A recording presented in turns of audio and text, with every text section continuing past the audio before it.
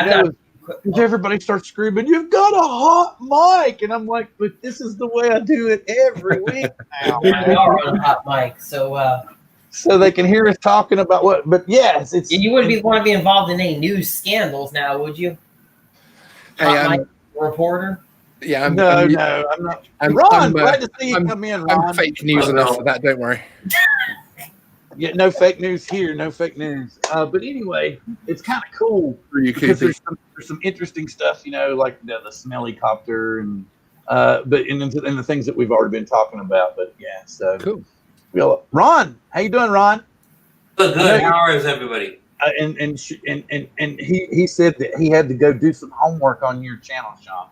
So there you go. Yeah, he was like, I really haven't watched a whole lot, so I'll go watch and we'll check it. Well, maybe I should hit this button once it's it's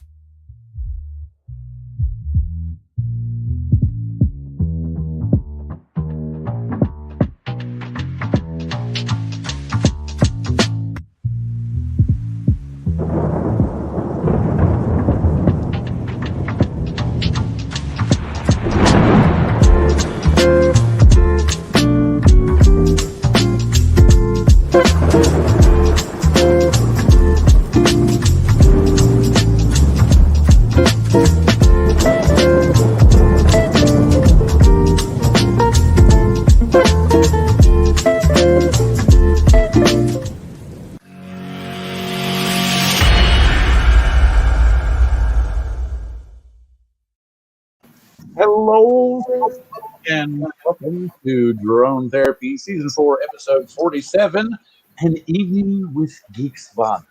And as you can see, our special guest from across the pond, none other than Sean Hickey, Mr. Geeksvana. Yay! Glad to have you, and thank you for staying up so late. Not and a problem. Ron, I know you jumped in at the last minute. Glad to have you in here. Wait a minute, Sam, they're getting better than the show. Oh, Sam, did you see this?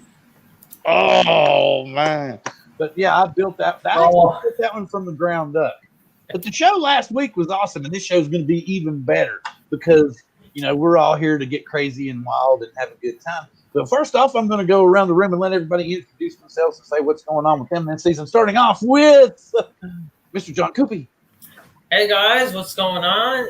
It's good to see everyone in the chat tonight. We're going to be talking to Sean. He is the drone news man. Should be a pretty exciting discussion. I am eager to just get right into this. So I'm going to go ahead and throw it over to my good friend Ron.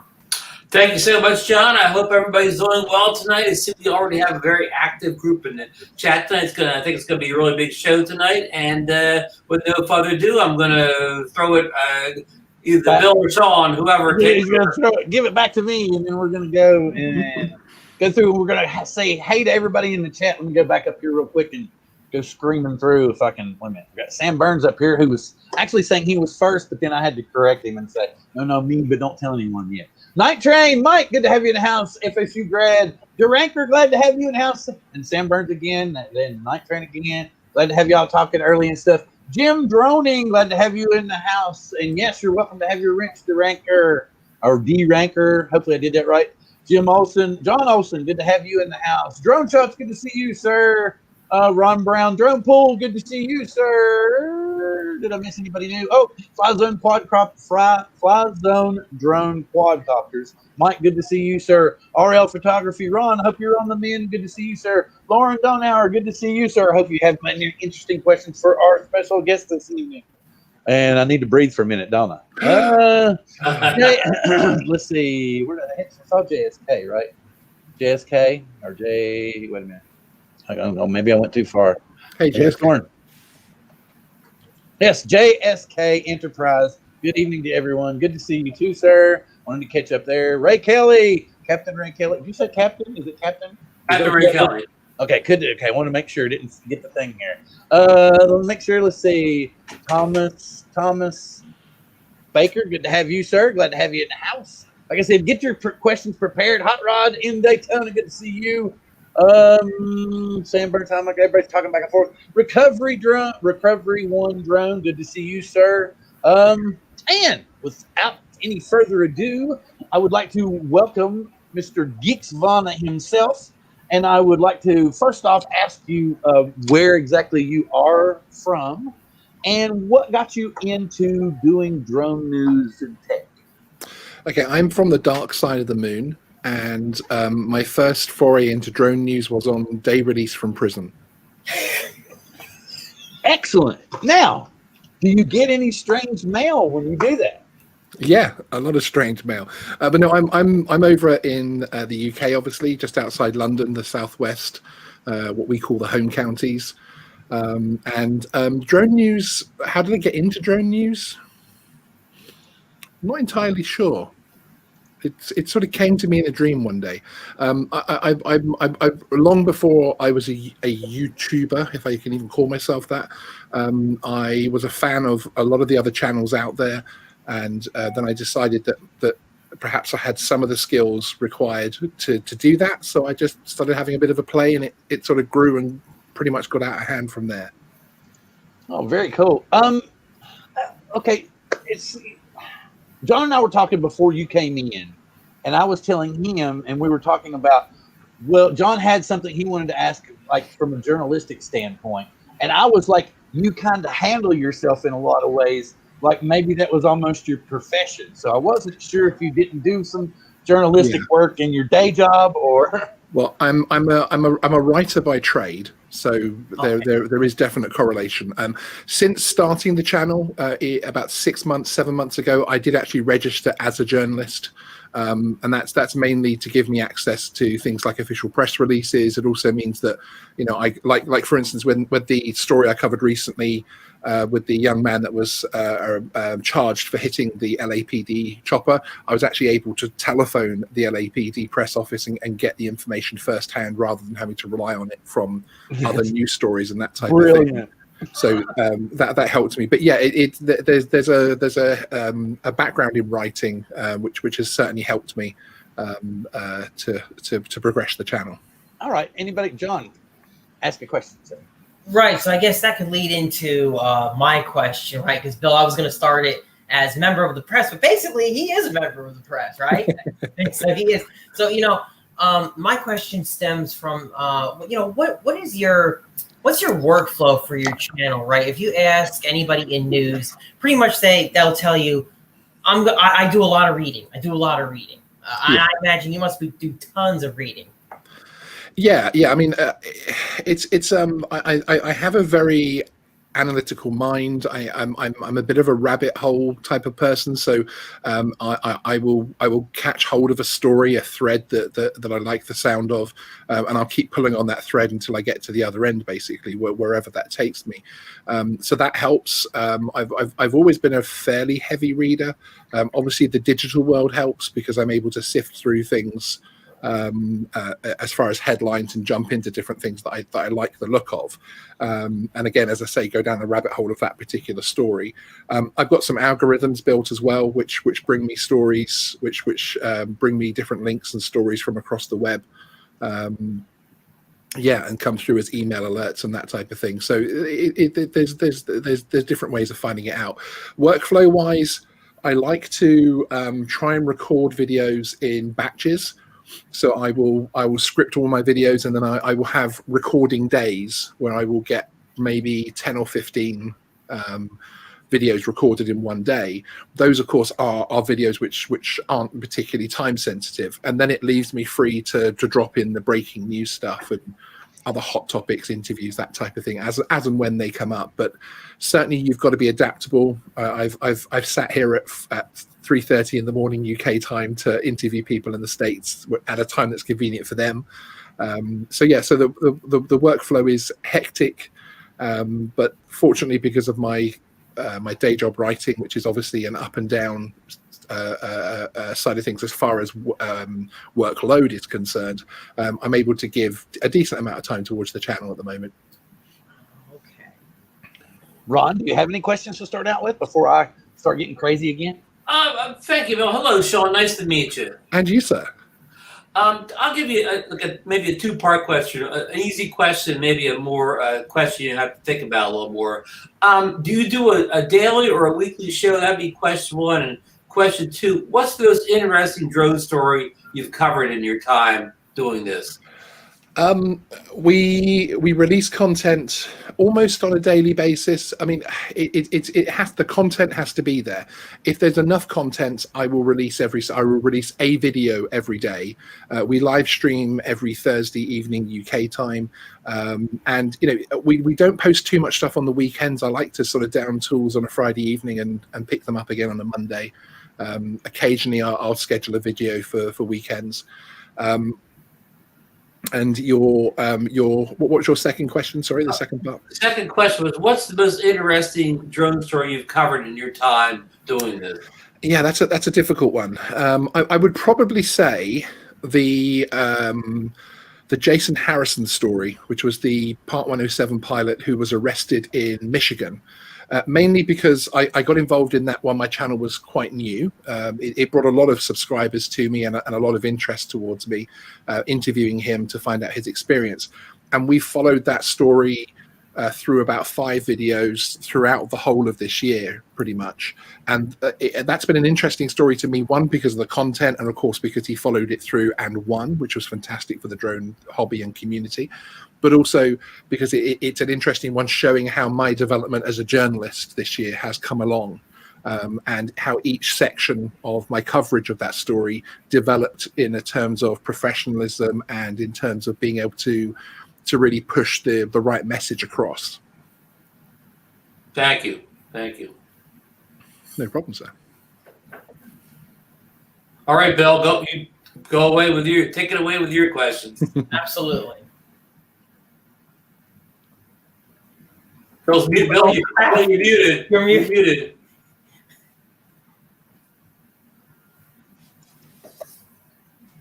There you go. What time is it there this morning? Do you want me to sign it for you? At the moment, it's 1:41 a.m. Okay, and what type of people are up at this time in the morning now? In the UK, hardworking key workers. You've probably got all of your municipal workers getting ready for their morning shifts almost in the next hour or so, I'd say. And of course, all of us drone nerds are up. Rod Piker Drones UK, I can see him in the chat. You, sir. You'd be surprised how many of us there are actually up. But around this kind of time is reasonable, but in the next half hour to hour becomes ludicrous. Next time. And we have a really good question from the chat. What does Geeksvana mean? Geeksvana is basically it's bringing two things together. So it's bringing geeks and nirvana together. So it is supposed to be the nirvana for geeks, and my plans for the brand in the years to come, and in fact when I originally came up with the brand in 2012, were to have lots of different geeky stuff going on. And when I decided to launch the drone channel, I already had this as a channel name and as a logo without you've got the Geeksvana with the drone at the end. The previous logo just didn't have the drone, basically, so I just bolted the drone on the end. Oh, very cool. That works. That makes a lot of sense. Okay, so were you a big drone flyer before you made the channel? And if so, what exactly is your favorite drone of all? Yes. What brought me into the drone community was flying drones and doing lots of research and watching videos, finding people like Ken Heron and 51 Drones and John Cuppi and people like that, as far as finding out how to do it, what to buy, that type of thing. My first ever drone was a Parrot Bebop 1, which is actually hanging on the wall behind me here, in honor. Unfortunately, it did a partial flyaway and smashed into a farmer's road, so that the camera on that one died. But I have another Parrot Bebop 1, and then I went up to the Bebop 2, and then went to the DJIs from there, basically. But I would say the drone that still has a soft place in my heart is still the Bebop 2, which I know is a really basic drone and everything else like that, but it was the first one that I flew that was really stable.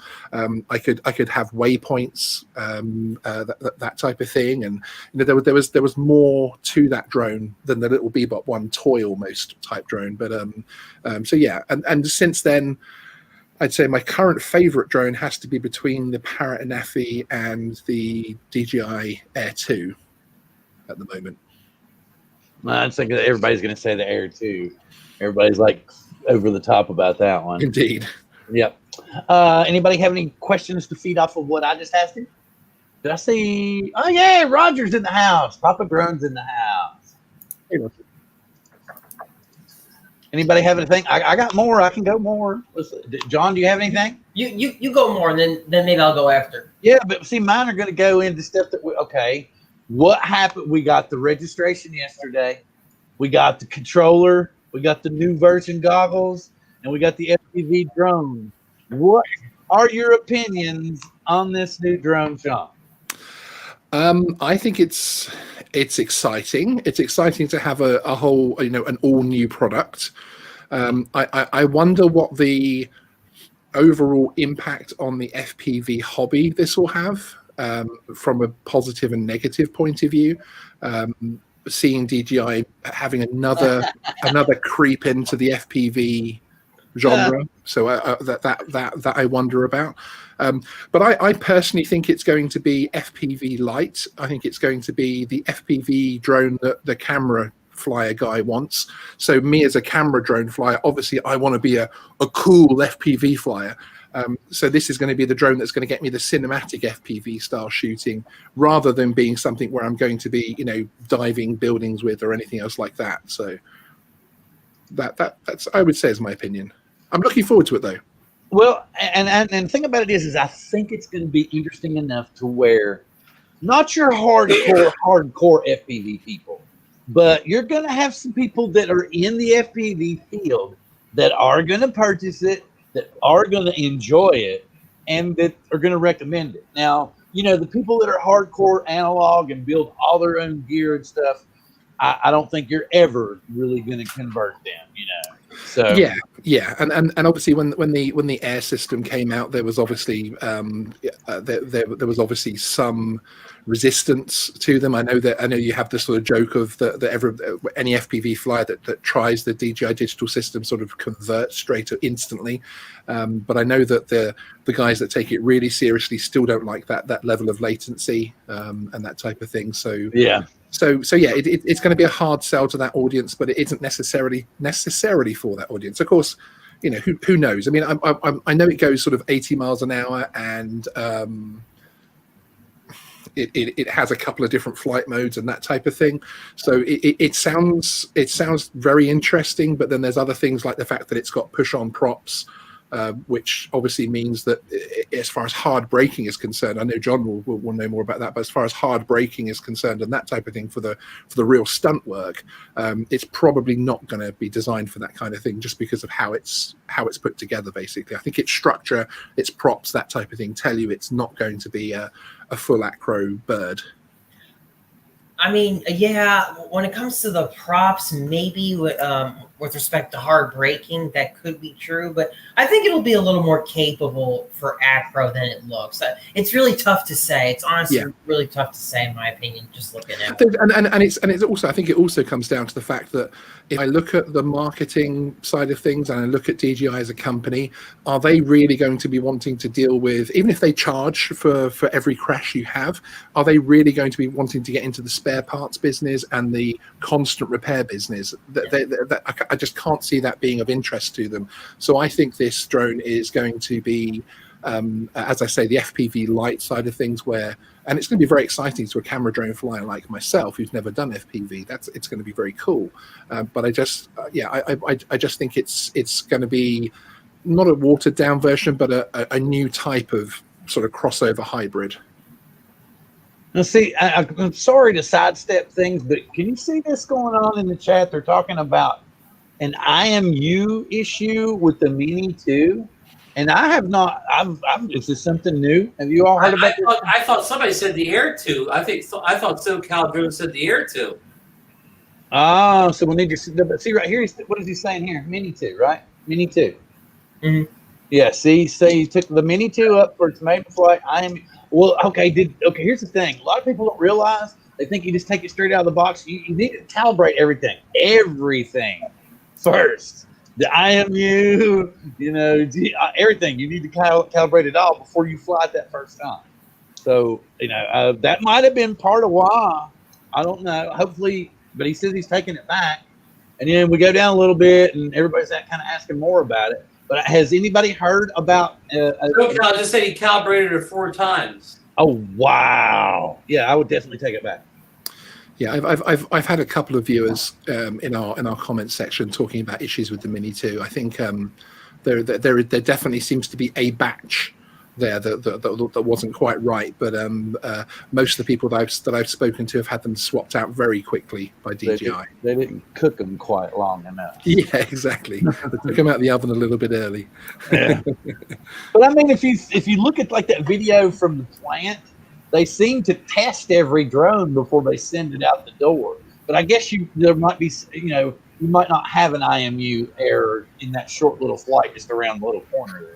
Yeah, so. and that was obviously the test bed for the Mavic 2 Pro, wasn't it? That particular one. You don't know if they put all of the models through that kind of exhaustive kind of. It wouldn't be the first manufacturer that puts a video, that allows a video out there which shows exhaustive testing, and then they actually rush a few more out the door. You don't see the secondary production line, which is rushing them out the door a bit quicker. Yeah, it's not like going to Skydio and seeing the chaos there when they're like stuff piled here and everywhere. This is going out the door now, man. Wait a minute. I said, oh well, Drifted had warnings. Ooh. What? Yeah, that's a bad bird. That's a sick bird for sure. There. Gotta send it back. What about? Okay, here's the thing. Did he have any? Did he do a firmware update? And is it possible he had a hiccup during the firmware update? What? I'm sorry, but I had to put that up. The way it struck me was, first off, I didn't see the charge, and it came up first and said, "Sorry guys, I forgot to change my iPad." And I was like, "Okay, I need to read that more clearly, so I need to make it bigger to make sure that I don't come out and say exactly that." So that's why I said I had to make it bigger. But wow, you forgot to charge it. Did you leave? Did we lose you? Still trying for info. Wait a minute. What's Sam talking about? No, y'all keep talking. I was gonna ask the next question that I had, especially since we were just talking about the DJI FPV drone. We actually just learned recently there's V2 goggles. Now, I was seeing rumors for this stuff for probably the past few weeks. Honestly, there was quite a few people actually in the group saying there's a V2 of the goggles coming. So a whole bunch of sort of looks like it could have been, but obviously fake images out there. My question for you is, when it comes to chasing down stories about things like this, how do you decide what to put up and what not to put up? Like there's the rumor mill. I'm not saying it's a bad thing, but the rumor mill is out there. It's a huge part of the drone community. But there's some people have gotten burned for putting up information that is completely fake. So how do you decide? Because I think it's multi-staged. Every single story I run, every video I put out goes through about 20 different stages of processing, from script writing to fact checking to production, everything else like that. And it's will it get the views? Of course, you are a YouTube channel. You want to do things that people want to watch. B, how factual is what you're putting out. So for me, it has to be something. So an FCC filing, an actual photo which is clearly not doctored or that type of thing. It's for instance, like when the Air 2 was leaked early, we showed the production photos, that type of thing. I've got a couple of people from around the world in foreign countries, non-English speaking countries, who are very, very good at providing me with DJI leaks in particular. So I trust those sources. So if I get stuff from them, it moves me on. But I have to hear it from 2 or 3 different places, really, and from 2 or 3 places that I trust before I put anything in. And then I really take the feedback of the audience as well. I like to think that at Geeksvana we've got quite involved audience. We answer every single comment, and we have a good members section as well already.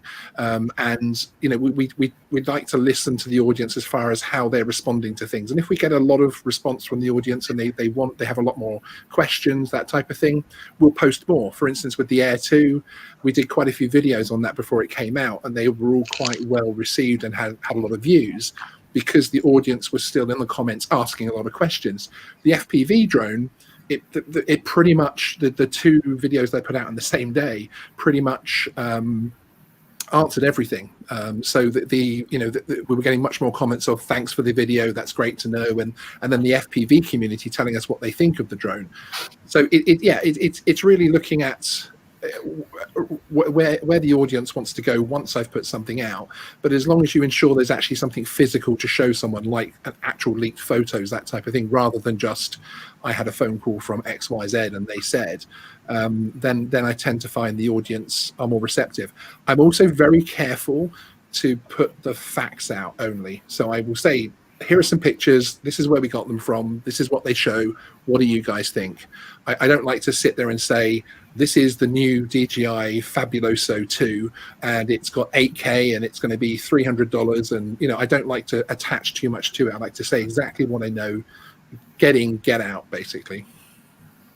Thank you. That's good. That's good to hear. I've watched your channel, and I can tell that you take care to watch what you put up there. That you're not just deciding to make a random video about this. Yeah. Not that that's necessarily a bad thing, but I wanted to go back and pull this comment up, and it says, and the thing about it is I that's like you said, I love Sean's channel because it's very in depth and very factual. And he finds interesting stuff that not every other drone news channel throws at us on a daily basis. Because it seems like, a lot of the bigger drone news channels chew up the same news and spit it out just differently from, Yeah. I mean, that is one of our prerequisites as well. And things like, going in and finding stories that are actually happening in the community, that type of thing. We always try to find stories that other people aren't covering, and of course that's because we are a smaller channel. And if someone is, two things pop up on someone's feed and it says, I don't know, the new FAA remote ID, and it's me and Russ, then obviously people quite rightly are going to go and watch Russ's video first, and then we'll mop up. But if it's something completely different that day, and I put out something, completely different, a follow-up to one of the arrest stories, that type of thing, then we're both going to get the view. So I do try to be a little bit different, and if it's not a different approach, then try not to keep covering the same old stuff that everybody covers, because they all do it so well as well. Yes. Although I was first to the recent remote ID one, and big props to Russ for mentioning me in his recent video on remote ID. So that's the last section of the show. Don't blow it now. Don't blow it. Okay. Anyway, part of the reason that I wanted to bring this back and highlight it was, it dawned on me today when I was taking a shower. You know how you always have an epiphany when you're in the shower. So it dawned on me that the older guys in the hobby tend to like the rumor mill and the speculation, because we like to calculate and think and use logic to determine if this said project has everything that everyone's speculating, as opposed to the younger version who wants the updated specs to get out and take pictures now. And they're like, we don't want the rumor, we just want the drone. Yeah, no, indeed, and there are different audiences for each of it, and we're also finding that audiences are starting to split even further, because of course you have the Mini 2 crowd who love that little drone, but actually aren't really drone flyers per se. They just enjoy the fact that they can just unfold it, throw it in the air, and just fly. And we have a growing audience on Geeksvana from that side of the audience as well. So we're trying to use that platform to teach them about the drone regulations, particularly here in the UK and Europe, and bring them into the hobby. But yeah, I mean, as far as rumor mill's concerned, I mean, it's so difficult. I mean, I very early on I put out a video about, is the Spark 2 coming, and No, it wasn't. It was the Mavic Mini that was coming actually, and so every video I made has taught me how to evolve and really to stick to exactly what I know. So rather than perhaps saying is there a Spark 2 coming, it's saying actually we've got information that a drone is coming. Pretty cool. So anybody, Ron, do you have any new questions? Sean, you gave that great explanation there, but I was just wondering if there's any segment of the drone market that your channel tries to target, or are you just trying to be very general? We have different content for different parts of the community. We have the beginner stuff, we have the advanced prosumer, and we've actually also got a growing part of our audience who are the commercial professional flyers. And in fact, there's someone in the chat, the Flyby guys there, Stephen, who's one of my co-hosts on one of my Thursday shows. He is a fully professional. He runs a very successful international drone business. He's a co-host on one of my live streams. So we have different sectors. We've then also, of course, got our UK audience and our US audience. So some of our videos are aimed very squarely at the UK guys, some at the US, and some hopefully both. So we kind of serve a different audiences. And what I'm very thankful for with our awesome audience is that they allow us to do that. So when we do a few videos focused on the US, the UK guys will come in and say, oh, I didn't know that about the US regulations. That's interesting. And the US guys equally will look at what we're doing to see if that's coming to the US or whether they feel that's coming to the US. So rather than sort of, you do 3 videos on US, you switch to UK, and suddenly the US guys unsubscribe, we're finding that we're bringing both audiences together, which is nice, I think. But yeah, there are niches within our niche. Basically. You see Lauren's baiting everybody in the chat. Right? Yeah. No rumor, but interesting, not good info coming out in the next few days. Can I give Sean just a quick follow-up question? Sean, I know you don't have numbers on this, but do you think droning is more popular in the US or the UK, or about the same? Or popularity in terms of sheer numbers, of course, the US has that down. Percentage-wise, I mean, I think the UK hobby is very split. We've got a very, very, very strong model aircraft and FPV community here in the UK. One that I've got to know even as a camera drone flyer. I'm a member of a flying club who allowed me to practice crashing before I was released into the wild, as it were. And there is a huge community here of model RC flyers and FPV. That's a very big community. The camera drone community is big as well, but they are very split. And as I say, you get a lot of people who aren't really part of the hobby that will fly a drone for other reasons and to give them other angles of where they're visiting, that type of thing. So yeah, it is really split. Interesting. Thank you. Well, then, and I'm glad you got the second answer to the question. And now back to where Lauren's like baiting everybody in the chat. And then since we're at that, we can go ahead and kind of linger into that portion of the show where he's either discussing remote ID, or could there be potentially something wrong with the DJI FPV drone? I don't know. Who knows? But he's trying to drop hints that there's something going on. But so you all can pester the hell out of Lauren, or we can take stabbing guesses at what interesting, speculative, and, well, he says it's not a rumor, news is going to be released in the next couple of days that we're not privy to yet. So what would that mean? We're clickbaiting? I guess so. Comment an example of a story that you wouldn't run with, Sean. Not enough information or evidence. Yeah, exactly, indeed. There you go. And that's also the thing is that we have a lot of stories on the go. I mean, I'm currently sitting on 4 interviews that we can't release because of different things happening legally and also fact check wise and that type of thing. So, it's such a movable thing, and it's always exciting to see what comes out next. So we'll be interesting to see which story that is. Very, very interesting. Now you got me wondering.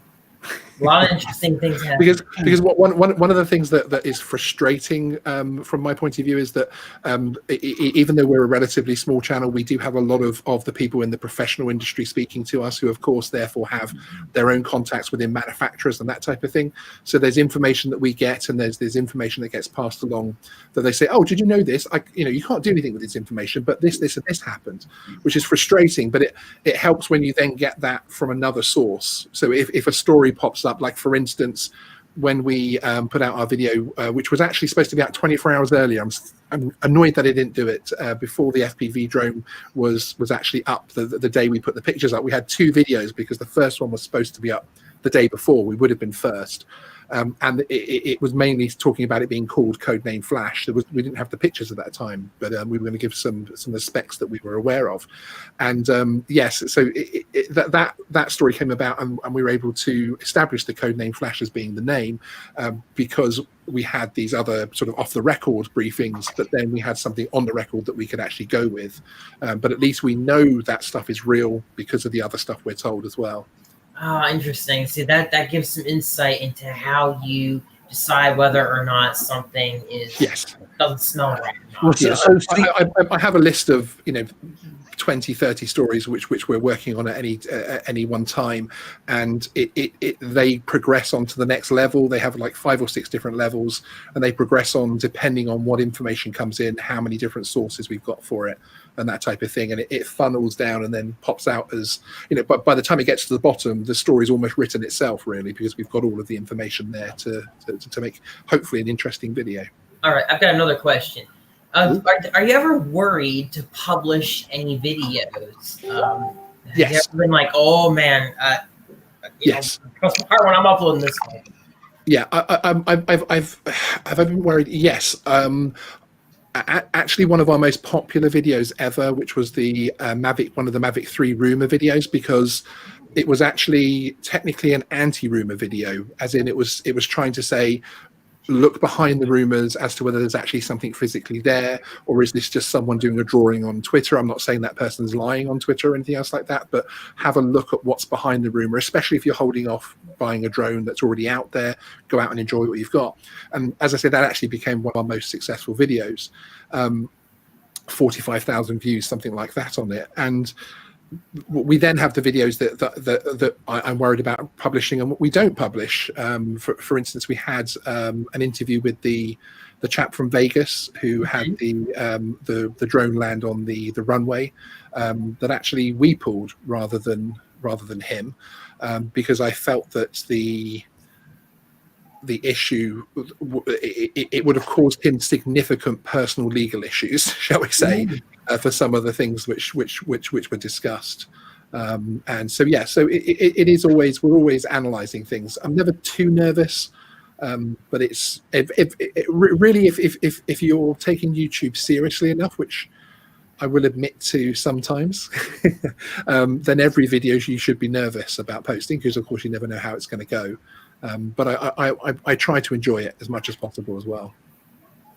Absolutely understandable, and it's important to take it seriously too, especially with what you're doing. You're trying to report the news. You're trying to give people something accurate. You're not.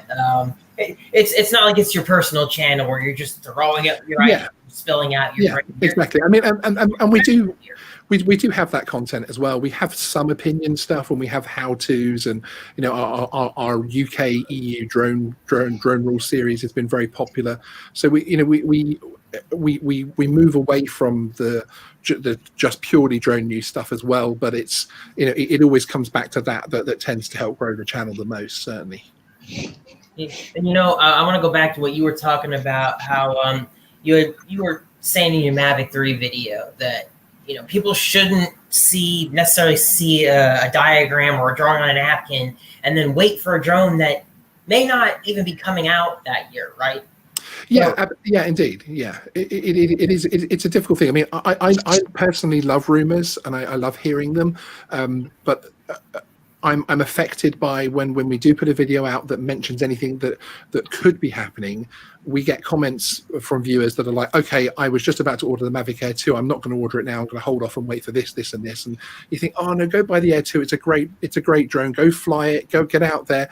And in fact, by the time the drone you're hoping for comes out, the Mavic Air 2 will be old enough to sell on anyway. You know, you'll probably want to get rid of it and upgrade to the next one. So that's always my fear. But really, I have no issue with rumors. I honestly have no issue. There are very, very few YouTube drone creators that I could have any kind of issue with, because I think it's a really fun community, and I think there's so much scope for every single type of creator. You look from, you know, Mikey at Philly all the way through to Bill the Drone Reviewer, to Ken Heron, to, you know, Ken Dobo, to this great channel, Coast to Coast. You know, there are so many different types of creator that do things their own slight different way, which I think is good. And as I say, rumors are good fun. Did you see this? I was gonna say one more thing about the. Go for it. But then I want to address what Ethan's come up with. I thought you might find this interesting while we're on the subject of rumors. It was about a couple years ago now that I was in the DJI store, which is gone. It was in the mall, and I think it was like April 2018, something like that. And around then, the rumors about the Mavic 2, I think, were all over the place. And I talked to the guy there, and you know what he told me? He's like, we have had so many people ask about this Mavic 2 because they're convinced that it exists and it's coming this summer. And he's like, and this is off the record. He's like, but I'm just telling you. He's like, I know it's not coming this summer. He's like, and all these people think it's coming, and we don't even have it. He's like, I don't even know if we're going to have it out this year. He's like, and he even told me straight up, he's like, some of these rumors can actually be pretty dangerous. And DJI was like, of course, this is all anecdotal. I can't prove any of it. But, you know, when people get into the mindset that a drone exists and it's coming at so-and-so a date, when it doesn't, it can really set people up for some disappointment. Exactly. I mean, DJI could take this plastic bottle and produce a few million. Just write Mavic 3 on the side, and they will sell millions of them, because people are so hyped up for that name that they could literally sell old egg cartons with the Mavic 3 name on it, and it would sell. They could actually sell it as a Mavic 3 water bottle. Yeah, exactly. And people would buy it. They really would. So, but no, I mean, you know, as I say, I mean, rumors help the industry and hurt the industry, and you know, I think there's space, because again, the viewers will go towards the type of creators they want to hear stuff from. So, if they only want to hear stuff that's absolutely confirmed and that type of thing, they'll wander towards channels like mine. If they want to speculate a bit more, want to have a bit more fun, they might go watch Bill the Drone Reviewer, who was talking about the Air 2 even when I thought that was crazy, you know. So you know, it's horses for courses. All right, you just declared Bill the Drone Reviewer as a speculative channel. Okay. No, he is willing to have a conversation with his audience there, which I totally agree. So if people in the chat say, "Hey, Bill, how much do you think this is going to be?" He'll actually speculate, and he'll put a figure to it, and he'll say why, because the Hubsan is this much, the DJI is that much, so I think Otto will come in at this price with this, and if they're any higher than that, I think they'll be crazy, and if lower, then it won't be the spec we want. And I like that. I mean, I like the fact that there are so many different types of creator out there. Yeah. Okay. Now let's get back to the Ethan. And there's nothing wrong with speculating on what something might be in the future. Yep. It just gets bad when, I guess, a clear line isn't drawn enough that says, this is a rumor, we don't know about this for sure. You know, like sometimes it's easy to get into the head of, oh, hey, this thing's coming. People actually get into this, like, this thing's coming. Yeah. When people sort of give release dates and that type of thing, and you know, that can get frustrating. But again, you know, the audience that want to sit there will sit there with them, and those that don't will move on. So hence why there are so many channels with lots of subscribers, and you often see the same crowd. There's that core crowd that wanders around to most people's channels, which I'm very grateful for myself. But then we all have our own little audience that cling on to us individually as channels as well. Mm-hmm. Now into this discussion, what Ethan was bringing up, What do you think of YouTube creators being, that for views, especially when it's illegal, they're just doing it because they know it's going to get a bazillion views? Yeah, I think that there are many layers to that. I think that particular question is an onion, frankly, because actually proving what is an illegal act, proving what is something which is done for fun, which looks like an illegal act, which is actually staged. From the point of view of YouTube are concerned, it would be impossible for them to validate all of their content which is going up, and they have to rely on the reporting system and that type of thing to be able to give people real answers. But yeah, it is a difficult situation. But I think, as I say, it's almost like a little onion there. You have to get to the real people who are really doing illegal acts on YouTube. You'd have to peel back a lot of layers of proof and evidence and what could be going on and what's actually going on, until you get to those small amount of creators that really do that. So, and YouTube, when YouTube find those core of creators, they are gone very quickly.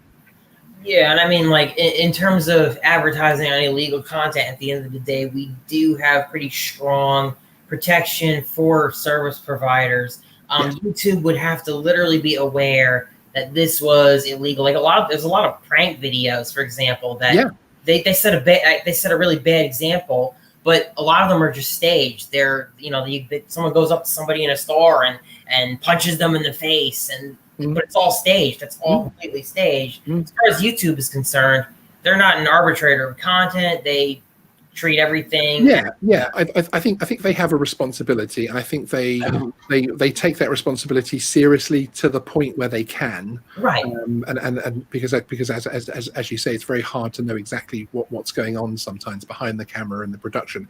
Some of these channels, which are just literally looks like someone's doing something stupid every single time, and you think, oh, how are they getting away with this? There's actually a full production crew behind that, and there's stuntmen, safety crews, everything else, and it's actually sometimes when they get backlash. There was a chap in Philadelphia who was a comedian, who was doing things like walking up to people and confronting them in supermarkets, and he was having fights with homeless people and that type of thing. And it was only when he got a large a social media backlash that he did come on camera and say, "I am a comedian. These things are set up."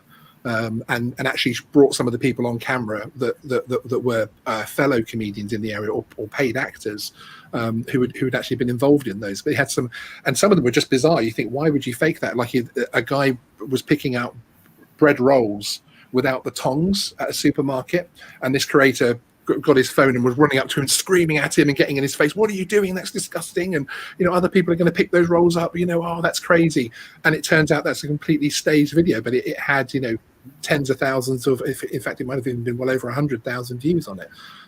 So it got that viral sensation going, but perhaps his skill at making it look real was a little bit too good for his own good. Something that popped up in the chat. See, talking about being. And here's the thing, we will just let y'all know, Mike is scared shitless. He is scared to death. The only reason he's still putting videos and stuff up right now, guys, is just to keep his head screwed on. He just kind of keep his routine normal, and he's going through the channels that have been put in front of him, but he's scared to death, folks. So I would also add to that, and it's something that I find with every story that I make, that what you see in the public domain is only the tip of the iceberg above the water. There's a lot more going on below, and I would bear that in mind with any story that you have, especially of that type of thing, where people won't be able to talk about everything that's going on for legal reasons, etc. So, yeah, it is difficult. To put it straight, Mike did some things that were questionable.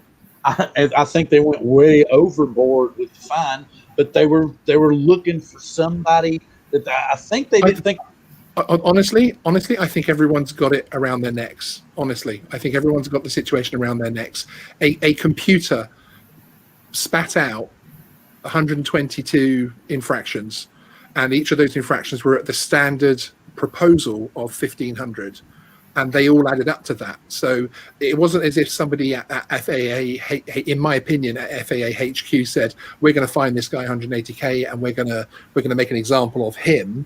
It is, and so I think once this process has gone through and Mikey gets the best possible outcome from this, which obviously we all hope for all sorts of reasons, I think it will be, the figures will differ, similar to other companies who have been had fine proposals for millions, and yet they've only paid tens of thousands. Exactly. The actual fine comes through.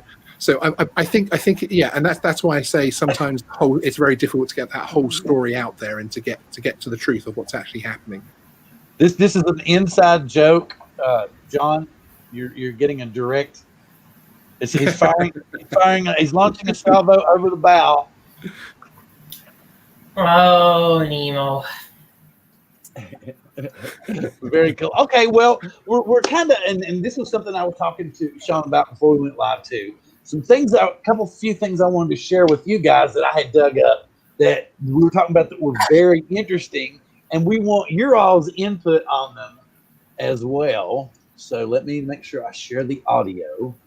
And first up is something that's just down the street from me at the University of Washington, and it's called the Smelly Copter. Is it anything like Smelly Cat from Friends? Smelly Cat, the Smelly Copter, Smelly Copter. Oh God, wouldn't that be this bizarre? Okay, so can you all hear it? Call it the Smelly Copter. Yep. My name is Melanie Anderson. I'm a PhD student in mechanical engineering. I work on the Smelly Copter. So the Smelly Copter can do two things. It can smell odors and follow those to the source, but it can also avoid obstacles while doing that. The main thing is the antenna right here. This is an antenna from a live moth, the smelling organism of the moth, and it serves as the odor sensor for the drone. The antenna is kind of like a tube. So what we're able to do is take really thin metal wires and stick those into the ends of the antenna. So this has some fluorescent. When the antenna gets activated from odors, then you're able to measure that electrical signal as a spike. So the Smelly Copter, when it smells odor, then it travels upwind. And when it loses the odor, then it casts crosswind until it picks up the odor again. We weren't really sure if that was ever going to work. So the first time it worked, it was really amazing. Well, I don't want to share too much of it, and I'll probably get bitched at anyway. But I thought that was really cool. I really neat, and this is what we were talking about beforehand, because not only is it interesting because it's a drone, but we were talking about, my biggest question is, how does she get sensory information from the moth antenna? And then I started getting, what is that, Mary Shelley flashbacks. You know, well, yeah. I mean, she was a very sweet young lady and very intelligent. But I'm also wondering if she goes, if she pulls up her hoodie and walks in the back room and there's dark red lighting and a little moth factory in there, where she's breeding her moths for the her experiments. And she sits there, which one of you is next? Yeah, and there's one little one over in the corner going, no, I've only got one left. And she's going, yes, but yours are tasty. They work so well. We're really sick people. But yep. The thing about it is it not only, we were discussing about how you could go into, demolished buildings and find, bodies or people that were injured. It also can avoid obstacles and stuff. Just like the incident in San Francisco, was it San Diego? Somewhere out in California, I believe they took the FPV drone into the crime scene so that, none of the officers would be injured or anything. And I didn't see anything, it just looked like somebody had destroyed the house, but it was really cool to see that. What do you all think of that? I think it's great.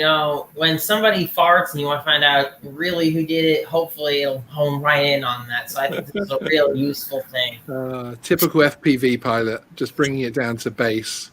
But the whole point is think about it, man. If they're actually they're reanimating this tissue, and it's actually performing the function it did.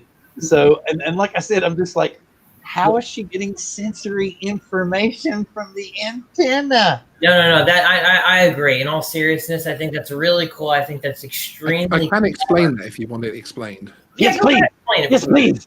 Okay, so basically, when the moth's antennas are covered in microhairs, and obviously, that brings in the information, so that when it picks up different types of things, like light or heat or smell, different types. So it's kind of like the difference between tasting something, touching something, and wind passing by your face. That's all happening in one place for a moth on the antenna. So they then understand what with live moth, how they respond to different things and whether they go towards their food, and which parts of the sensors, when they're monitoring them with little chips built into the back of the moths, which parts of the sensor on their antenna go off. So then when they put those moth antennae on those little sensor poles, thin wires that go into the sensors, when they pick up the wind, the smell, the heat, that type of thing, they then know to tell the quadcopter to go in that direction for the smell, because they want the smell. They equally could have designed it to just go towards the wind, of course, or other things that moths can pick up with their antennae. But yeah, that's basically. It's very much like you've now got these VR kits, etc., where they can put a little cradle on your head, and you can think and have the ball move across the screen. It's very similar to that, and that's going on where that thought process, where those electrons are firing in your brain, and it's very similar, but but also much more basic, because it is literally, where that smell, the wind from that smell, whether it is hitting the moth antennae, and then it going down the little wires, and the program, the software telling it, okay, if you feel it on the top 20%, I want you to go forward. If you feel it on the side 20%, you need to go right. So yeah, in simple terms. I just saw something in the chat where Marcus said something about people were giving him flack for being on the show with Mike. I don't get this. I mean, whether you think what Michael did was right or wrong, it was Michael. And all Marcus did was simply go on like any professional would who was going to be a guest appearing on any show and appear. That's it. I don't understand why somebody would be so ridiculous as to, and especially right now, we got remote ID knocking on the door. They're talking about kicking us out of the sky, and we're like slapping each other. It's like one of them kid fights, It's freaking ridiculous. I'm sorry. We're all grown men who like the technology, we must have some degree of higher thinking in order to use all this stuff. Let's just stop fighting with each other, because sooner or later we're going to end up we're going to be able to fly in our office, inside. Yeah, I think it's. Personally speaking, I think it's good if you disagree and you're able to voice that. That's one of the reasons why we delete very few of the comments that we have on our channel. But it's to remember to disagree with the point, not necessarily bring that to a personal level with the person involved. So you can say, actually, I don't think, and I have that all the time with my videos. I don't like that video for X, Y, Z, and I'm like, great, thank you. That's fantastic. Thank you for saying you don't like it for those reasons. Not, hey, you're just a fat dude with four eyes. Why, that type of thing. So it's actually, I think, keeping it to the disagreement is very healthy, but it's keeping it to a generic, non-personal level, which helps everybody. Okay, well. We've kind of dabbled and barely touched on it, and the word is blurted from my mouth, I know, numerous times.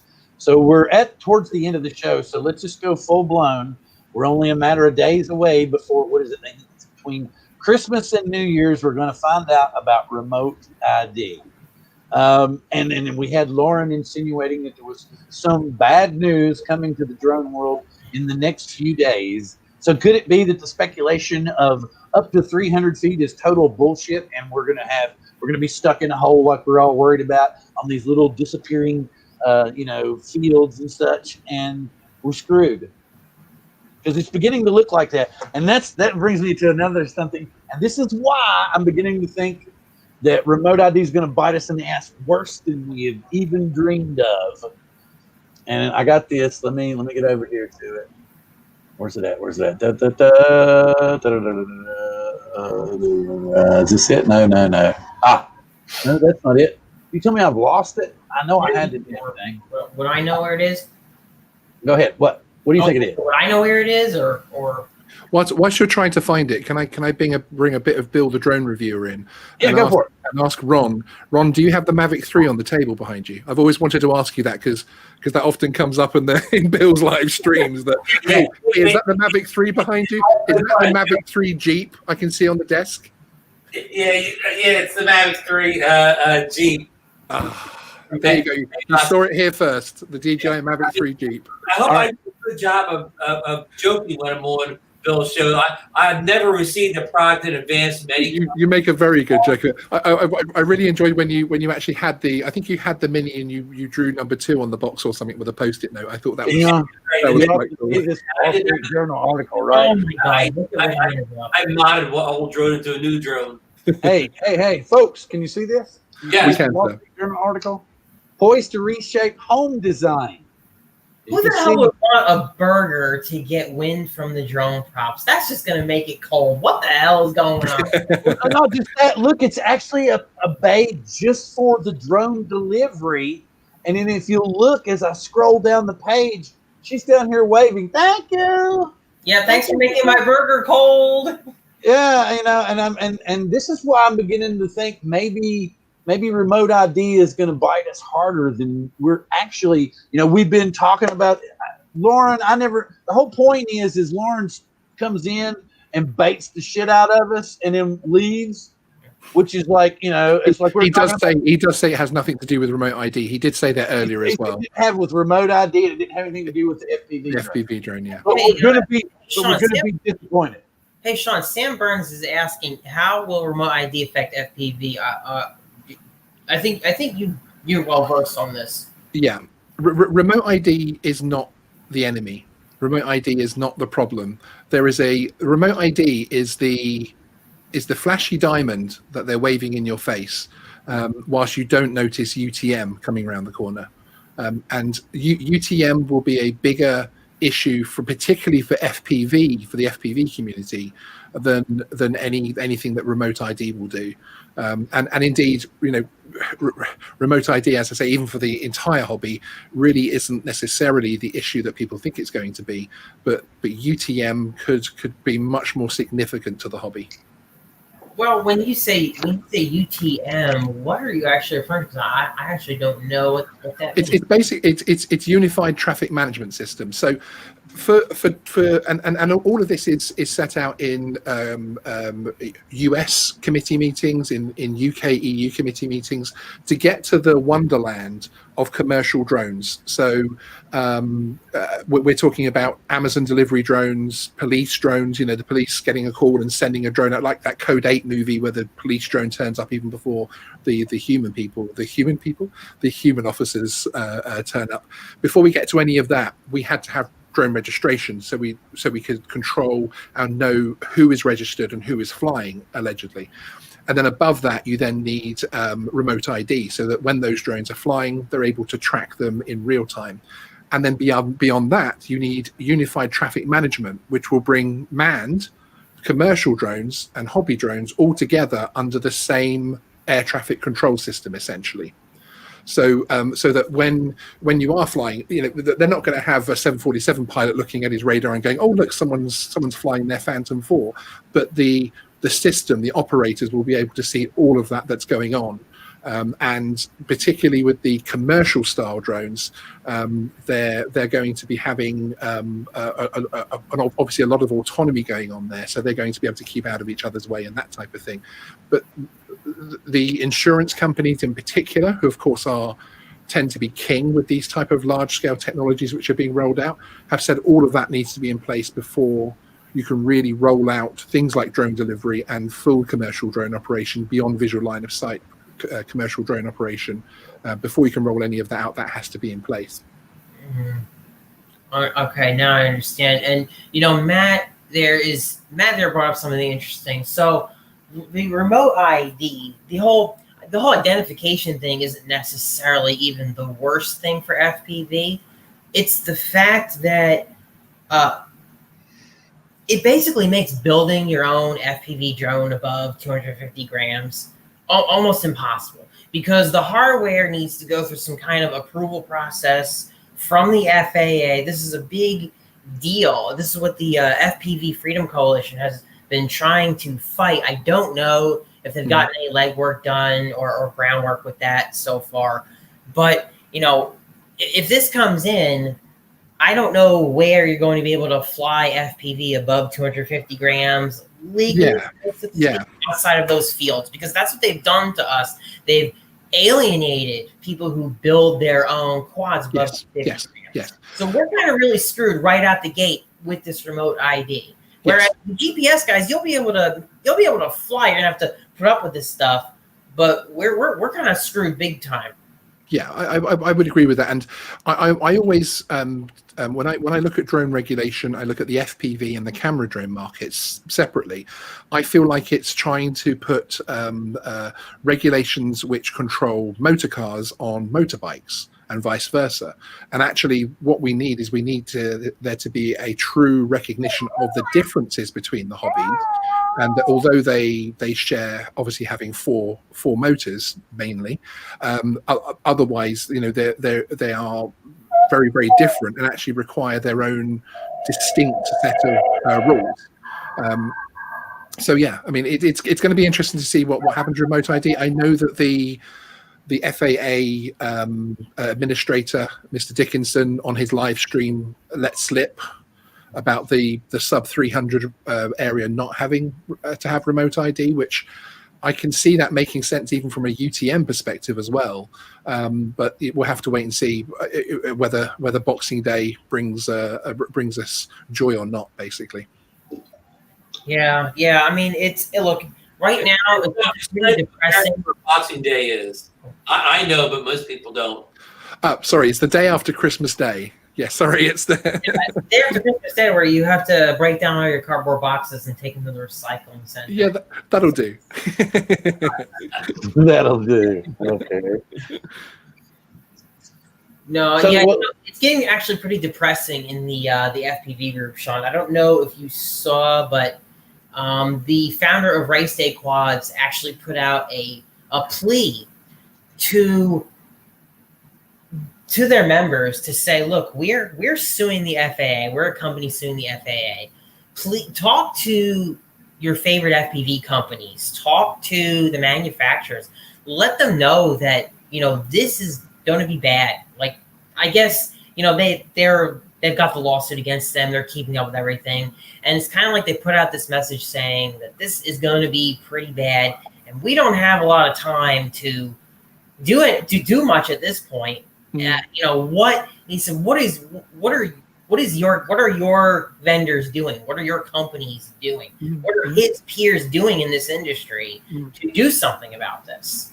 Yeah, no, indeed, and that's why on our live show we last Thursday we had a chap called Austin Choi Fitzpatrick on, who's a professor over at San Diego University, and he recently wrote a book called The Good Drone, and looking at how it affects politics on the ground and society. And we discussed with him about how to protest drone regulations. And in fact, I put out a clip of that live stream as a video called that earlier this week. And in it, we talk about the fact that just the non-compliance route, the "you'll never stop me flying" type route, actually doesn't work. And it hasn't worked in other forms of protest. And what you do need to do is have an organized approach to it and some real activism going on there. And he came up with some really interesting different ways of how to protest things effectively. But I think the problem is we just don't have, people get too het up in the emotion of it, in my opinion. And if they want to protest these things, we need to get organized and pretty quickly. Otherwise it'll be here, and it's trying to get something repealed that's already in place will be very, very difficult, especially when you've got everything else, like I say, like UTM coming around the corner, everything else. These are just building blocks. The FAA, our CAA in the UK, they want to get remote ID done, out of the way, move on. Box that up, moving on. We've got to move on to the next thing. So that's why you think we're not going to get the 300 feet. We're not going to get. Do you think we are? It makes sense and makes no sense. It makes sense because at sub 300 feet, you could argue that they're going to be giving the 300 plus to be a corridor for commercial drones, although it's not a very big corridor and there's no separation. So there are, you know, there are strong points and soft points to that. When I heard him say it on the live stream, I was very surprised. And yeah, and I know that they have backpedaled on that somewhat since then, and it'll be interesting to see what comes out. I don't actually necessarily think it's going to be every drone must do this or everything must do that. I think there is going to be layers to it personally. Gotcha. Yeah, I wasn't sure what to make of that too when I saw that. But I also, you know, wasn't impressed with some of his answers either. Yeah. He was downplaying, for example, the wording in the NPRM that would do what it's going to do to FPV. You know, yeah, kids, you're going to be able to fly if you build your own drone. We're going to have these sites that you can just go to fly in a field. Yeah. But what about the fact that after a year or so, they're not going to add any more new flying fields? And I mean, and what about the fact that, you know, most of those fields don't actually want drone users to be in them? I mean, in the United States, we have the AMA, and they, you know, I've tried to get involved with a couple AMA fields before. I thought we were already at the point to where they couldn't add fields. I don't know. I don't even know. I think we're already past the point that we can have any more fields. That's what we got now is it. Oh, so I thought they were going to have about a year after it's actually implemented to. I think we're. I don't know. We'll see. But I think we're already done with what fields we can have. Yeah, I mean it's just messed up. And when I see that kind of thing where they're not being completely forthcoming about some of these things for kids, then I doubt statements like the 300-foot one. Which again, that shocked me to hear that too. But yeah. I think one of the issues as well is when you very briefly is when you have stakeholders. Two things I'll say on remote ID very quickly. Firstly, the stakeholders should not be the companies that are going to financially benefit from it. So UPS, people like that should be nowhere near remote ID. Why they're heading parts of committees, etc., is absolutely ridiculous in my opinion. And also one thing which has come up in the chat a few times tonight as well, and it comes up quite often, and this is only my opinion on reading the FAA guidance on remote ID to the group which is coming up with the recommendations. There is a fairly explicit and comprehensive section talking about the privacy of the drone pilot being very important. So I don't think we're going to be seeing a situation where Mavis round the corner or Mr. Gangster round the corner can literally bring up your location of where you're flying from and pop down and say, hey, I'll have that Inspire too. Thank you very much. There is going to be a multifaceted access point where, yes, local law enforcement are going to be able to do that, etc. But then whether even the public are going to be able to see too much apart from the registration number and the fact that it's legal, perhaps. But there is going to be layers of privacy there, in my opinion. Well, okay, now he's saying no, there won't be.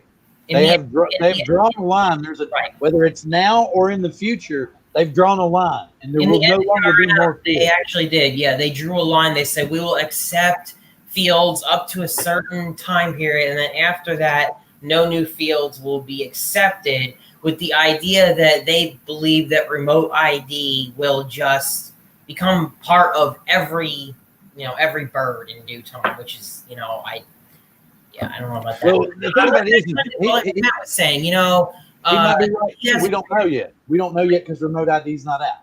But like Matt was saying, these fields are generally not a place that you want to go to fly drones.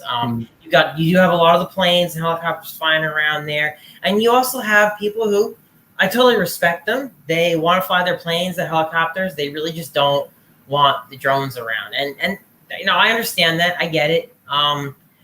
And I gotta say, it's kind of boring to just fly in a field with no trees, or there's this little cordoned off area that says for drones only, and it's where all the mud bog is. Yeah, Yeah, and it creates a huge burden too. Like I think I've lived in places where my nearest AMA field is well over an hour away.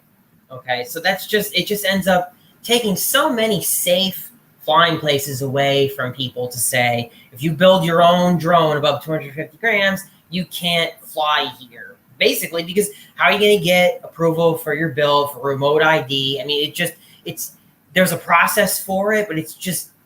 Yeah, well, here in the UK and the EU, we've got an even bigger problem for the self-build hobby. All of our drones, depending on where you want to fly them, are going to be rated from C0 to C4. C0 being toy drones, C4 being your big hulking drones. And obviously, when a manufacturer like DJI brings out a new model, they'll send it off, and it will get, they'll pay lots of money to have that classed as a C1 or a C2 drone, meaning you can fly it in certain airspace. And as you're saying, what does a person from home, how do they get that? And the simple question is they won't, and they'll all have to fly in the C4 category, which is far from people in a field, basically. With as you say, without much going on, without really being an interesting hobby as such. So it is a problem. Right. Yeah, and it's really, really sad. The FPV build at home kind of sector of this is really, really sad with this upcoming remote ID stuff. Yeah, and the FPV and the model aircraft should not be in the same rules as camera drones. As simple as that. There is, and there was a very good explanation from one of my viewers actually, who talks about it from the point of view of the point of entry. You could argue that FPV drones can technically be more dangerous than a camera drone because it is this, high-powered quad flying around sometimes at head height. But the access point is so much more difficult. You've got to learn how to build this thing, how to fly it properly. So actually you end up being a much more conscious, almost professional type of pilot when you're flying FPV than just someone that buys a camera drone and throws it, hand launches it into the air. Frankly, so I don't think there hasn't been any kind of recognition of the history of self-build and the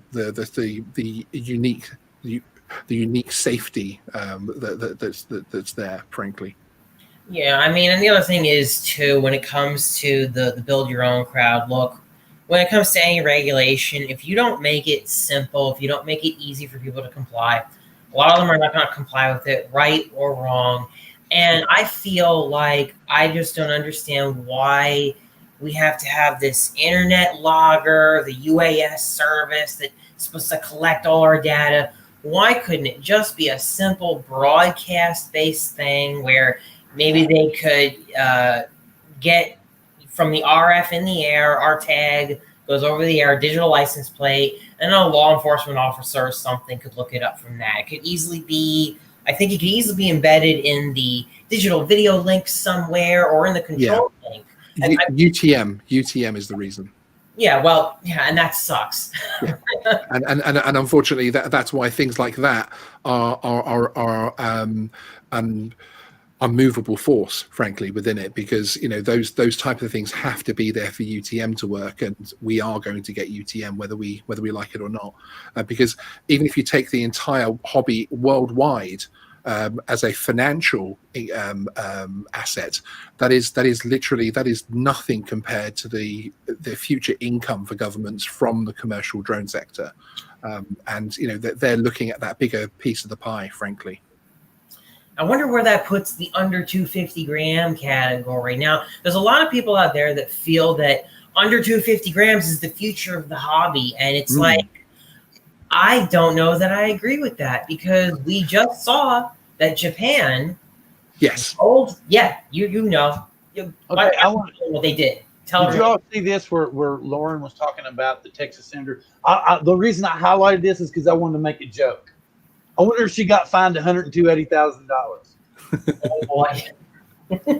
I'm like thinking, that's what my whole point. I was thinking today when I saw that, I was like, they gave Mikey $182,000 fine, which we all know is probably going to get negotiated down like hopefully couple $100, but maybe $2,000 or $3,000. But are they going to fine this senator because we know that there is a law that says you can't shoot stuff flying in the air like that. Right. So what are they going to do about that? But anyway, I just want to see if she was going to get fined. Well, oh yeah, the Japan and the 250 gram stuff. Yeah, I really want you to tell everyone about that. Well, obviously, Japan had the 199 gram rule, which was effectively their 250, which is also why you had the world's lightest Mavic Mini, which was for sale in Japan, which is just a smaller battery, basically, bringing it under the 200 gram. They're now lowering that to 100 grams because they are being inundated with Mavic Minis and Mini 2s and other sub 250 drones zipping around. There are some unique issues with Japan.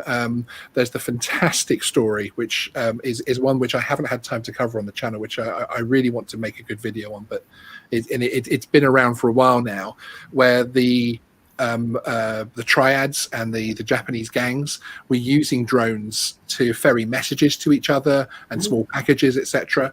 And then the Japanese police were employing drones with nets to physically catch and to knock these drones out of the sky. And then the gangsters were coming up with blocking devices, and they were buying those anti-drone guns, which we see the Israelis make, to knock the police drones out of the sky. And there's this ongoing battle. So Japan has very unique issues as to why they want to bring that weight down as well. And again, that's sometimes what you have to look behind it. It doesn't mean that everyone's going to do that, but it's interesting that the reason we have 250 grams. Do you guys know why 250 grams was the figure? No. Brendan Schulman was actually serving on the committee that decided that. And he said in a public committee meeting that the way that they reached the 250 gram route was by plucking it out of the air, by literally saying, at what size is what figure can we put here? And it was put as 250 grams as an arbitrary thing. It wasn't tested. It wasn't scientifically backed. Of course, this is now several years ago, so 250 grams felt fairly safe that you're not going to get in the foreseeable future anything particularly capable below that weight. Little did we know from his own company what was coming around the corner. So there is no scientific fact behind the 250 gram thing, which is always interesting. It's interesting that you bring that up as well, because the FPV Freedom Coalition, from the very start with this remote ID stuff, has actually argued for exemption for everything under 1 kilogram. Now, I know that would pretty much exempt everything, but they have several studies, I believe, that were done that help to back that up. You'd have to go and read what they've got there. I think the biggest problem the FPV community have is that if you look into FPV and if you start to scientifically analyze FPV, it's dangerous. And it takes, and the problem is when you look at something scientifically like that and look at it very black and white, there is no taking into account the pilot involved, what the pilot's intentions are, what their motivations are, as in they don't want their several £100 piece of kit that they've spent many hours building being destroyed, etc. So I think there is an issue in terms of that actually the more FPV comes out, the more FPV protests, I think the worse it could end up being for them. Interesting.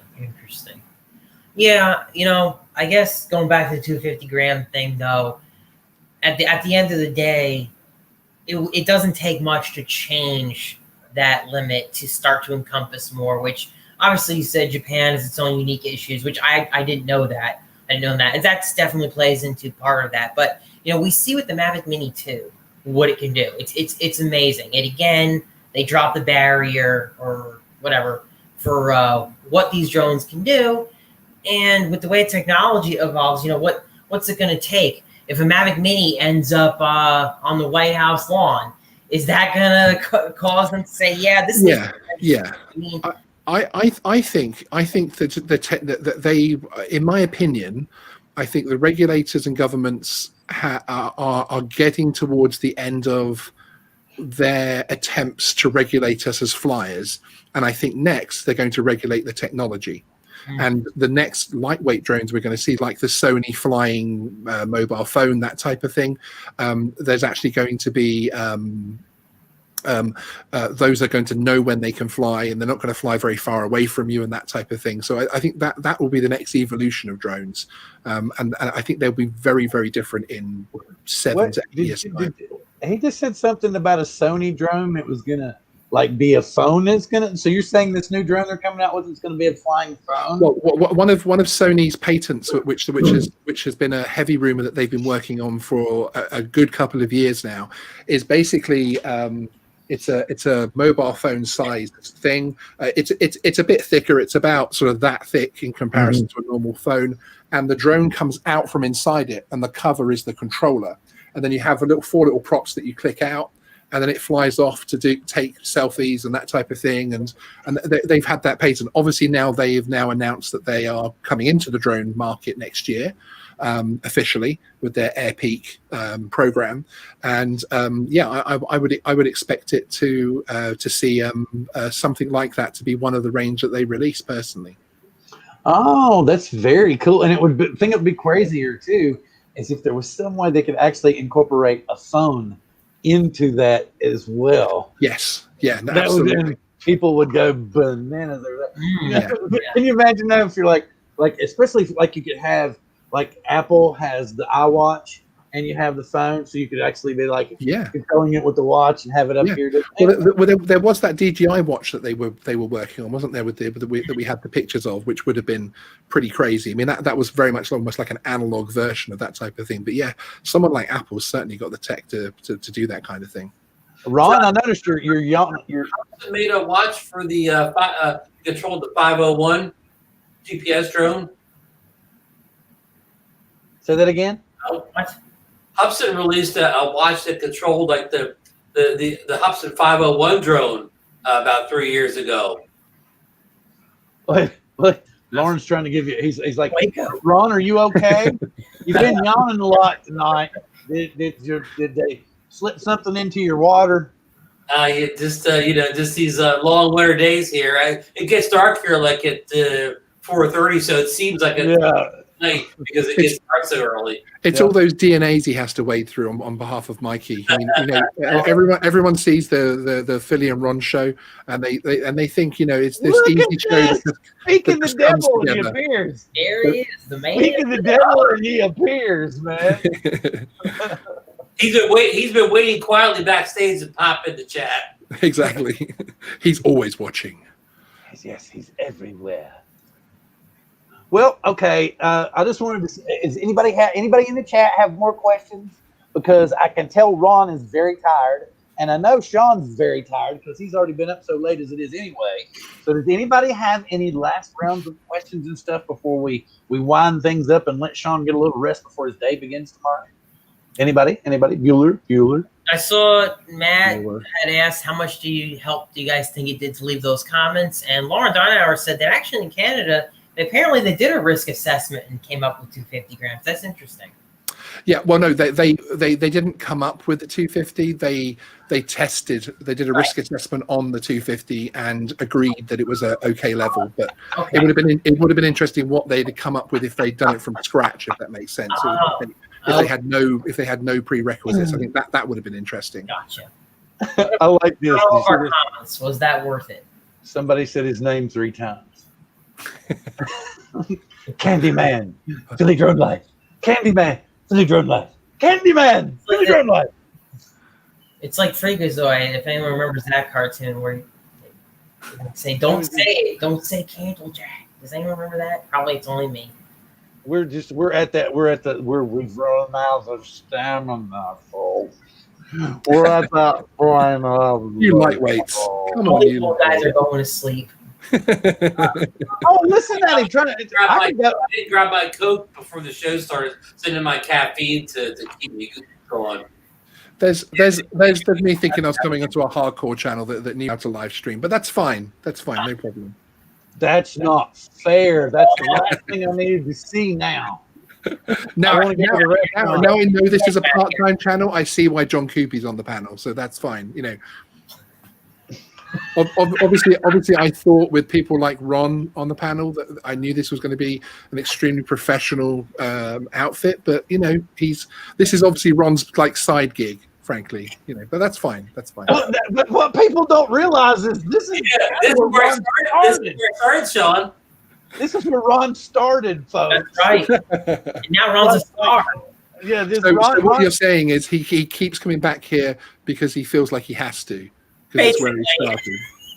No, because the contract hasn't expired yet. Oh, that's it. Yeah. Contract's at the end of the year, Sean. So if you want to send some offers over, I'll be checking my email.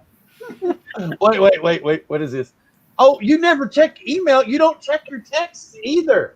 Because when I send you text messages, either you block me or you changed your phone number. Because I was like, dude, if you need somebody to talk to, give me a call. But I never heard back from you. So anyway, anybody have anything else? Any crazy? Wait a minute. Can Geeksvana talk a little bit more about the micro drone situation going on?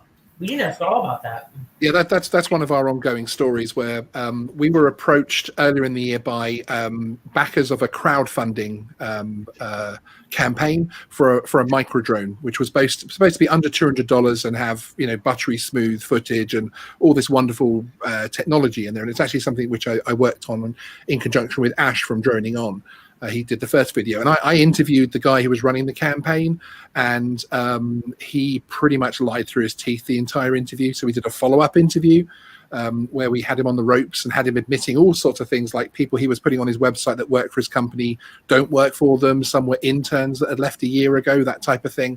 And we've followed it up several times now to the point where we're actually now getting backers help by taking the company to court to get their money back, and we're supporting those backers to get through that situation.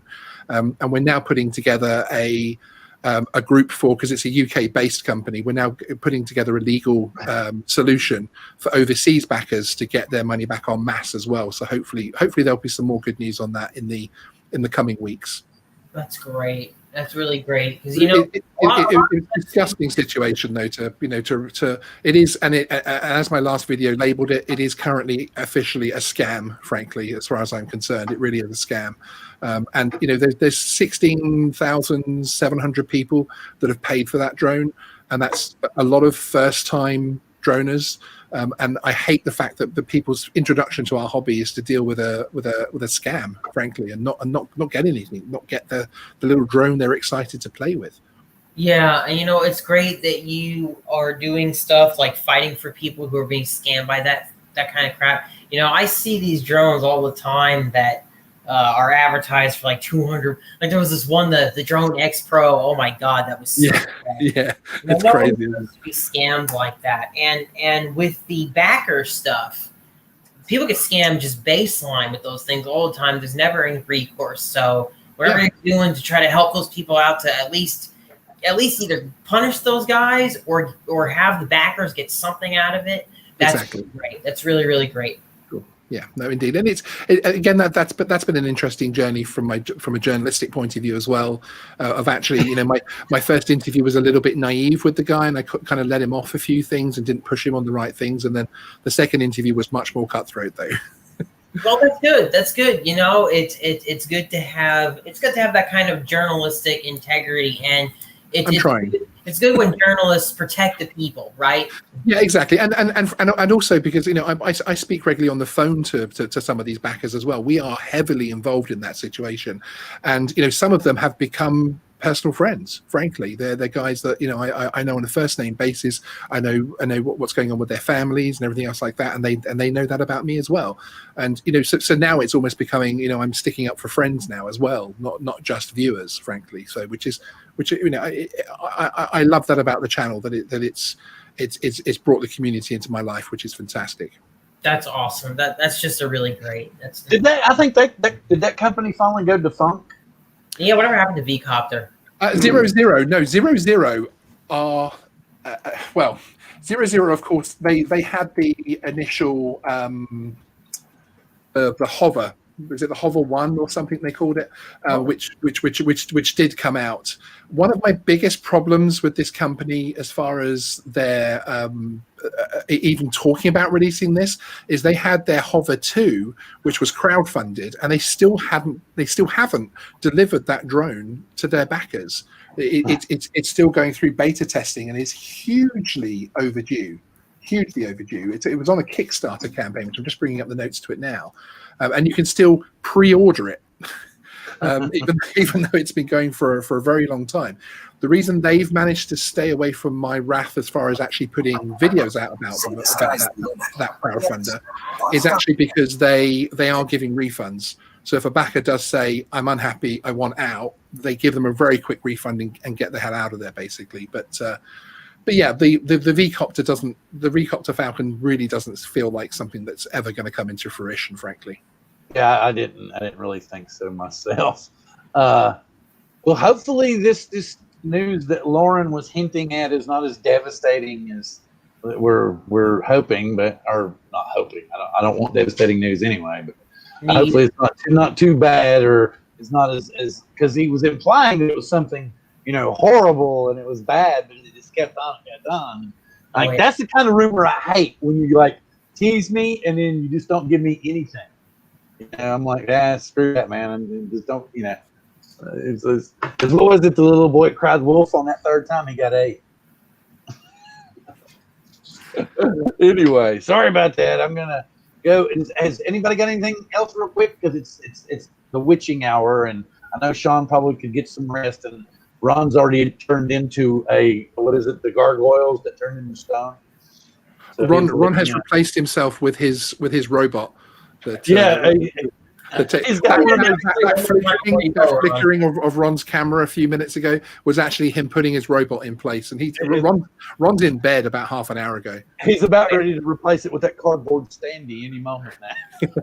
He's like, I'm not even going to let the battery run down on the robot. Forget you guys. I'm out. Ron, let's see the Mavic 3 one more time before you go. The Mavic 3 truck exclusively on Coast to Coast Drone. Exactly. Can I show it? No, you can't show it. I'm sorry. That was something else that y'all brought that up about the Robo Master, that they're gonna put wings on the damn thing. Yeah, almost like a space shuttle looking thing, isn't it? So and it's like it's not gonna take off. So is it just gonna be some kind of little? You're gonna drop. Wait, it's gonna take off?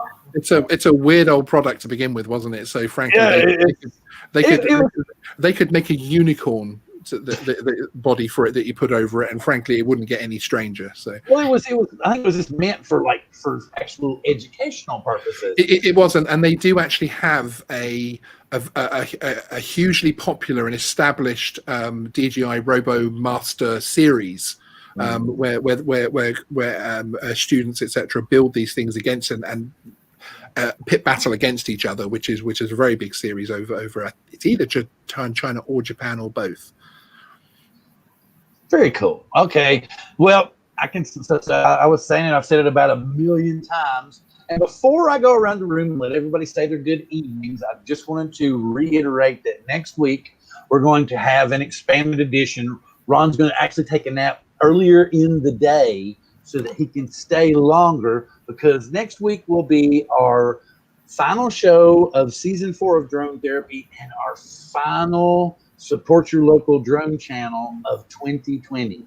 So we're going to try to get as many possible channels out there. So if you're new to the show, if you come in new to the show, please make sure that if you've got friends that have a drone channel, an up-and-coming drone channel, drag their asses in here next Wednesday, and I'll give everybody a wrench, and we'll start showing off channels, and we'll try to get you some subscribers, and we'll try to show off the channel a little bit, and we'll get everything going in that direction. Because with me, the community is the biggest part, and if we can all stay united, we'll get past this remote ID thing. We'll get past all the bullshit they keep throwing at us, because for the most part, I love flying drones. Looks like I've said 1 million times, if I'm having a bad day, I can go out and fly a drone for 10 or 15 minutes, look at the screen. I feel wonderful. I've kind of gotten rid of all that crap.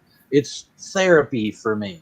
Hence the show Drone Therapy, as I brought up before. So we hope everybody will join us next week for our season 4 finale and our final show for Support Your Local Drone channel of 2020. And I'm going to throw it around the room. First off, I'm going to show it to Mr. Ron Brown. Hey, I want to give a big thanks for Sean from Geeksvana coming on with us tonight. I could see the people in the chat really responded well to him, and I'm really happy to see him in here. So thanks again, and thanks to everybody in the chat who did show up and participate in the show tonight. You guys are like just the key to the show. So many great comments and you know, and tips and so on from you guys. So yeah, I'm looking forward to next week's show and highlighting a lot of you guys' channel that are in chat tonight. So with that, let me throw it over to my good friend John Cuppi. Thank you, Ron. And I want to say first, thanks to Sean for coming on here and telling us all about his channel and talking drone news with us. It was a pleasure to have you on, speak to you. Bill, thanks again for hosting the show. And you guys in the chat, everyone was really awesome tonight. We had a really great discussion. And yeah, I'm hoping and praying that all this remote ID stuff doesn't just kill out the hobby, because I really love it. I've been doing this for a long time now, and you know, we need something to be happy about in these times that are so tough. So let's hope it's not too bad, right? Let's keep the hope alive. Yep. And I'm gonna throw it to Sean. And now I'm going to throw it to Sean. Who are you? Yeah. Thanks a lot for having me on, guys, and thanks to your great audience. I wanted to stay up late because Bill is a great guy. John Cuppi isn't, but that's another whole story. But Bill is a great guy and deserves support from all the other channels as well. If you haven't got his Facebook group, you need to go join his Facebook group, because that's a really good little community as well. So yeah, thank you, and thank you, Ron. It was an absolute pleasure to be on a panel with such a professional. Yes, and Ron, you know, maybe since, I don't know, you'd have to talk to Sean and his agent, but maybe you could get him to stay up late another time, and you could get him on with you and Marcus, because the more exposure this man gets, the bigger he will become. Right. Right. And Sean, we can all write it. You are the big drone news. Let's not go that far. Let's not go that far. I said I like the guy, but you know, come on. No, I wanted to say, because we can all write his shirt tails to the top. Come on, I'm not going to give out everything. You can all write my shirt tails to mediocrity. Yes. No, yeah, there we go. Yes. But again, like I said, please join us next week for our season-ending show and our final Support Your Local Drone channel of 2020. So bring your friends, bring your channel, come next week, and let's have some fun. With that being said, live long and prosper. See you next week. Oh, we do that.